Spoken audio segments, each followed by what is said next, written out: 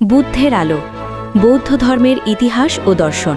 খ্রিস্টপূর্ব ষষ্ঠ শতাব্দী ছিল ভারতের ইতিহাসের এক পরিবর্তনের সন্ধিক্ষণ।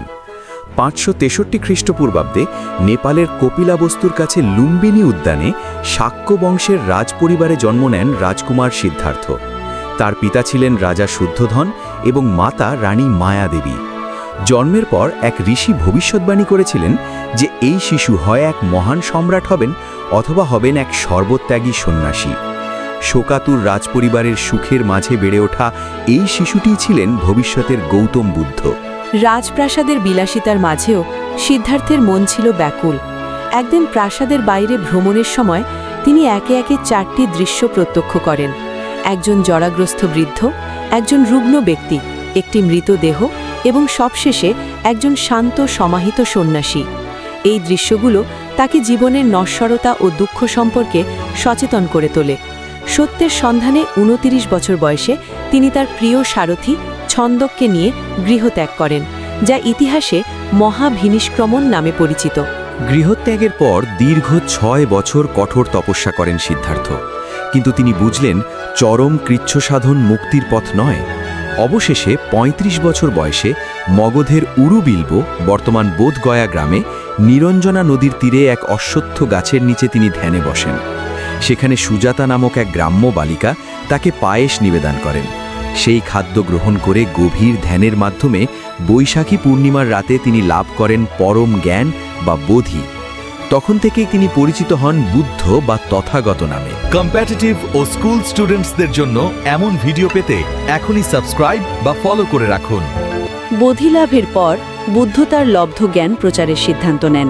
তিনি বারাণসীর কাছে সারনাথে গিয়ে তার পূর্বের 5 জন সঙ্গীকে প্রথম ধর্মোপদেশ দেন। এই ঐতিহাসিক ঘটনাকে বলা হয় ধর্মচক্র প্রবর্তন। বুদ্ধের প্রথম শিষ্যদের মধ্যে অগ্রগণ্য ছিলেন কৌণ্ডিন্য। দীর্ঘ 45 বছর ধর্মপ্রচারের পর 483 খ্রিস্টপূর্বাব্দে 80 বছর বয়সে কুশীনগরে বুদ্ধ দেহত্যাগ করেন, যা মহাপরিনির্বাণ নামে খ্যাত। বুদ্ধের দর্শনের মূলে ছিল চতুরার্য সত্য। দুঃখ আছে, দুঃখের কারণ, তৃষ্ণা, দুঃখের বিনাশ সম্ভব এবং দুঃখ নিবারণের পথ আছে। এই পথই হল অষ্টাঙ্গিক মার্গ, যার মধ্যে রয়েছে সম্যক দৃষ্টি, সম্যক সংকল্প, সম্যক বাক্য, সম্যক কর্মান্ত, সম্যক আজীব, সম্যক ব্যায়াম, সম্যক স্মৃতি এবং সম্যক সমাধি। তার প্রিয় শিষ্য আনন্দ সর্বদা বুদ্ধের পাশে থেকে এই শিক্ষাগুলো সাধারণ মানুষের কাছে সহজভাবে পৌঁছে দিতেন। বৌদ্ধ ধর্মে নৈতিক জীবনযাপনের জন্য পঞ্চশীল নীতির কথা বলা হয়েছে: অহিংসা, সত্যবাদিতা, অচৌর্য, ইন্দ্রিয় সংযম এবং মাদক বর্জন। বুদ্ধের বাণীগুলো পরবর্তীকালে পালি ভাষায় সংকলিত হয়, যা ত্রিপিটক নামে পরিচিত।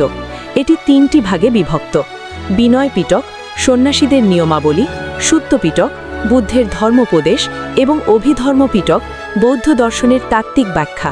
বুদ্ধের শিষ্য উপালি এবং আনন্দ এই সংকলন কার্যে প্রধান ভূমিকা পালন করেন। বুদ্ধের মৃত্যুর পর তার শিক্ষা সংরক্ষণের জন্য 4টি মহাসভা অনুষ্ঠিত হয়। প্রথম সভা হয় রাজগৃহে রাজা অজাতশত্রুর পৃষ্ঠপোষকতায় এবং মহাকাশ্যপের সভাপতিত্বে। দ্বিতীয় সভা হয় বৈশালীতে রাজা কালাশোকের সময়। তৃতীয় সভাটি পাটলিপুত্রে সম্রাট অশোকের উদ্যোগে ধর্মবিস্তারে বড় ভূমিকা রাখে। চতুর্থ সভাটি কনিষ্কের রাজত্বকালে কাশ্মীরে অনুষ্ঠিত হয়, যেখানে বৌদ্ধ ধর্ম স্পষ্টভাবে বিভক্ত হয়ে যায়। কালের বিবর্তনে বৌদ্ধ ধর্ম 3টি প্রধান শাখায় বিভক্ত হয়: হীনযান, মহাযান ও বজ্রযান। হীনযানপন্থীরা বুদ্ধের মূল শিক্ষা ও মূর্তি পূজাহীন সাধনায় বিশ্বাসী ছিলেন। মহাযানপন্থীরা বুদ্ধকে দেবতা হিসেবে পূজা করতে শুরু করেন এবং বোধিসত্ত্ব তত্ত্বে বিশ্বাসী হন। আচার্য নাগার্জুন ছিলেন মহাযান দর্শনের অন্যতম প্রধান প্রবক্তা। অন্যদিকে তান্ত্রিক ক্রিয়াকর্মের প্রাধান্য নিয়ে তিব্বত ও বাংলা অঞ্চলে বজ্রযান শাখা গড়ে ওঠে। সম্রাট অশোক কলিঙ্গ যুদ্ধের পর বৌদ্ধ ধর্ম গ্রহণ করেন এবং একে বিশ্ব ধর্মে পরিণত করেন। তিনি তার পুত্র মহেন্দ্র এবং কন্যা সংঘমিত্রাকে ধর্মপ্রচারের জন্য শ্রীলঙ্কায় পাঠান। তার প্রচেষ্টায় বৌদ্ধ ধর্ম ভারত ছাড়িয়ে চীন, মধ্য এশিয়া ও দক্ষিণ পূর্ব এশিয়ায় ছড়িয়ে পড়ে। অশোক স্তম্ভ ও শিলালিপিগুলোতে খোদাই করা বুদ্ধের নীতিগুলো আজও শান্তির প্রতীক হিসেবে টিকে আছে। ভারতে বৌদ্ধ ধর্মের প্রসারে নালন্দা ও বিক্রমশিলা বিশ্ববিদ্যালয়ের অবদান অপরিসীম। নালন্দার অধ্যক্ষ শিলভদ্রের মতো পণ্ডিতরা বিশ্বজুড়ে জ্ঞান ছড়িয়েছিলেন।